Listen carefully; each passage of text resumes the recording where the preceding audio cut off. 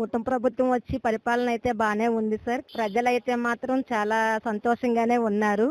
కూటమి ప్రభుత్వం కోసం అయితే ఇంకా కూడా ఈ ప్రభుత్వ హయాంలోని ఇంకా మంచిగా ఉంటాదనేసని ప్రజలు చాలా ఆశిస్తున్నారు. ఇప్పుడు జగన్మోహన్ రెడ్డి మొన్న క్యాన్వే టైర్ కింద ఒకతను పడిపోయినా కనీసం బండి ఆపకుండా మానవత్వం లేకుండా ముందుకు సాగిపోవడం జరిగింది. ఇప్పుడు దాన్ని నిలదీస్తే టీడీపీ కక్ష సాధింపు వల్ల మా మీద ఇలా బురద జల్లే ప్రయత్నం చేస్తున్నారు అంటున్నారు. ఇది మేడం మీ ఒపీనియన్? అసలు అదైతే చాలా దురదృష్టకరం అండి. అంటే మనిషి క్యాన్వై కింద పడిపోయినా సరే వెహికల్ ఆపకుండా ముందుకు దూసుకుపోవడం అనేది చాలా దురదృష్టకరము. ఆ విషయానికి వచ్చేటప్పటికైతే అంటే మనిషి పడిపోయారనేసి పక్క నుంచి అరుస్తున్నారు జనాలు. అరిసేటప్పుడు క్యాన్వైని ఆపాలి కదా, ఆపకుండా దూసుకుపోవడం అనేది కరెక్ట్ పద్ధతి కాదండి.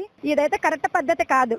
ఏంటంటే యాక్సిడెంట్ అంటే మనిషి పడిపోయాడు, వెహికల్ కింద పడిపోయేటప్పుడు వెహికల్ ఆపి కనీసం ఏం జరిగిందో చూడాలి కదా, చూడకుండా దూసుకుపోవడం అనేది కరెక్ట్ కాదు కదా. మేడం గారు, ఇప్పుడు ప్రత్యేకంగా చంద్రబాబు విషయంలోకి వస్తే తల్లికి వందనం అనేది ఎంతమంది పిల్లలకు ఉంటే అంతమంది పిల్లలకు వేశారు. తల్లిదండ్రులు ఎట్లా ఫీల్ అవుతున్నారు, మీరు ఎలా ఫీల్ అవుతున్నారు? ఈ విషయానికి వచ్చేటప్పటికైతే చాలా సంతోషంగా ఫీల్ అవుతున్నాం సార్. అంటే అప్పుడు ఒక్క పిల్లడికి ఇచ్చేవారు, అది కూడా దానికి 6 స్టెప్స్ అనేసి పెట్టి చాలా కారణాల చేత అందరినీ కూడా తొలగించారు. కానీ ఇప్పుడు చూసుకుంటే మాత్రం తల్లికి వందనం అనేది చాలా బాగానే వచ్చింది సార్. అంటే ఇంట్లో ఎంతమంది పిల్లలు ఉంటే అంతమంది పిల్లలకు కూడా వచ్చింది కనుక చాలా హ్యాపీగా ఫీల్ అవుతున్నారు సార్ పేరెంట్స్ అయితే.